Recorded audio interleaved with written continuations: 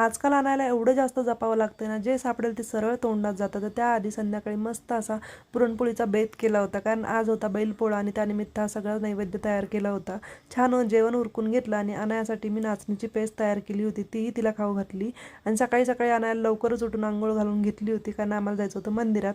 तर इथे अचानकच पाऊस सुरू झाला, तर कॅब बुक केली आणि आम्ही मस्त निघालो. तर मंदिरात गेल्या एवढी जास्त गर्दी होती, छान दर्शन घेतलं महादेवाचं.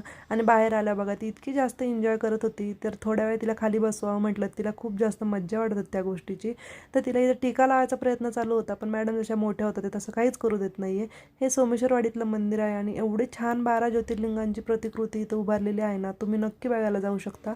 खूप छान वाटते इथे जाऊन. तर इथे मी माझा फोटोशूट करण्याचा प्रयत्न चालू होता अनायासोबत, पण अनायाला फक्त भुबू दिसत होतं, आम्हाला फोटो काढायचे नव्हते. आणि नंतर आमचं विठ्ठल विठ्ठल सुरू झालं. तर सकाळ सकाळचं एवढं शांत छान वातावरण बघून माझं मन एकदम प्रसन्न झालं. थँक्यू.